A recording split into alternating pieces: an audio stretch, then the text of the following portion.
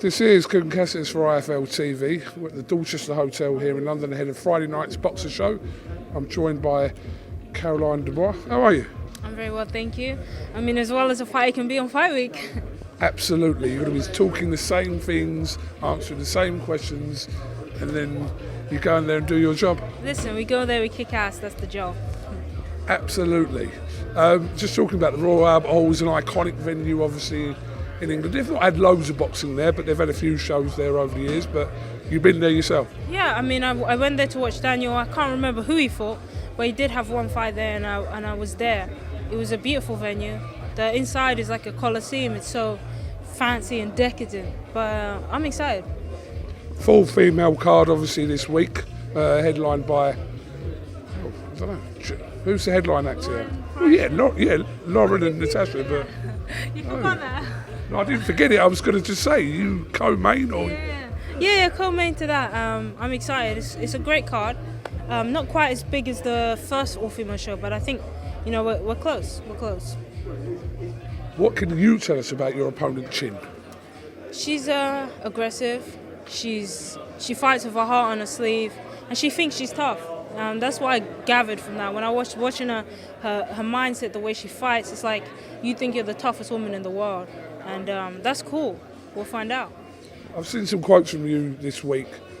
You've had enough fights now. Is this time for Caroline Dubois to take over now? Exactly. I mean, the takeover season. I feel like I'm stealing Teofimo's slogan, but no, honestly, I want to be undisputed. I want to be a multi-weight world champion. I want to try and strive for greatness, and I want to achieve that as quickly as possible. So I think it's time to just, start cracking that whip. Caroline, I know you're not here to talk, you're here to fight, but I do want to ask you about Eddie Hearn's comments regarding Beatrice Ferreira.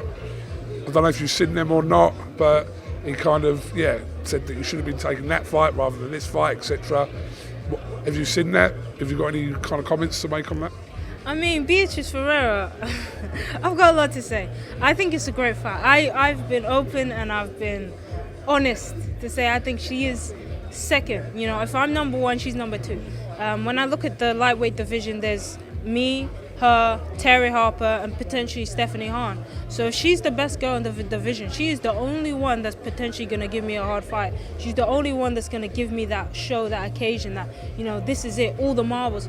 Why not wait for unification as an undisputed fight? You got Dimitri Bivol, you've got Beterbiev. They are respectfully the best in the division, and they fought for all the marbles. They didn't just have a random fight for nothing. They fought for all the marbles.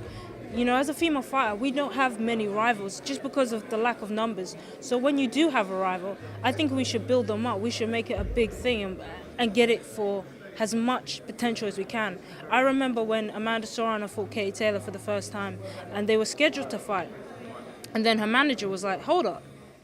We're selling ourselves short here. Let's pull this. We cut the tape, and they pulled out. They pulled out from the fight. And Eddie was ranting and raving, and everyone was like, "Oh, she's a coward." Da da da. The fight happened 6 months later, and Amanda Serrano and Katie Taylor had the biggest payday, sold out headline at the MSG, and that only happened because someone had the foresight, the care for female boxing. That this is bigger than this. This is just bigger than a fight. This is it for female boxing. And Eddie doesn't seem interested in building Beatrice Ferreira. I'm not gonna lie. He wants to build off the back of me, where I'm trying to build myself as one of the best female fighters ever. So I see the potential, and if he doesn't see the potential, that's his loss. I'm not gonna go on his time. I'm gonna go on my time, because one thing I have noticed about Eddie is that he doesn't really care about female boxing anymore. That's what I've picked up. It took Katie Taylor going on to Jake Paul to get the money that she deserved. It took her fighting on a Jake Paul undercard to get the money that she deserved. Why wasn't Eddie not paying that? She's selling out arenas. She is the only fighter, male and female, that I know right now that can sell out an arena like that, a stadium like that, and he's not giving her what she deserves. So, that's me looking in. So it just tells me that his mind is not on female boxing. So if your mind is elsewhere, do your thing. He should be promoting Beatrice Ferreira. He should be building this fight. He should be making her chase Stephanie Hearn, and we can have a massive unification. Undisputed, all the belts. Who's the best in the division? Let's find out. I think I'm doing the promoter's job. Why am I doing the promoter's job? I love this. Why am I doing the promoter's job? This is a joke. It's a message just, Eddie Hearn, chill out. The fights will happen when it's right for you as well. More so than, obviously, he's pushing his aspect, but you will have the right fights at the right time for you. Of course, and it's not just that. I think the right time for women's boxing. You know, the Amanda Serrano-Katie Taylor fight happened at the right time for women's boxing. Sold out headline at the MSG, and they made the biggest payday for women's boxing. I don't know if to the date, I think it's been broken now because they did have a rematch, but that was amazing. You don't see that, and I'm not asking for that, but I'm asking for the level that this fight can get, and I know it can get higher than what it is if we fought right now. We're both great fighters, we're both Olympians. She's a silver medalist and a bronze medalist, and I want to get that lick back, so I don't see why we can't build this up. Terry Harper's fight got announced 2 days ago in Doncaster in May. Future fight for sure. Definitely, I did see an interview, someone sent it to me, and she said she'll fight me after that. I will fight her after this, and that's a great fight. We're both British girls. She's had a few losses now, a few knockout losses, so it makes sense. I think we're going to collide at the right time, and I'm excited. Anyway, we'll look forward to a great night at the Royal Albert Hall on Friday. Have you got anything else you'd like to say? No, I'm excited.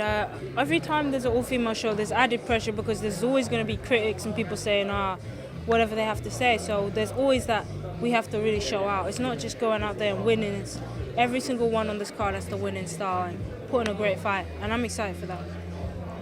Caroline, thank you very much for your time, and we'll talk to you after a hopefully successful night for you on Friday. Exactly. I will speak to you after a great win. Thank you very much.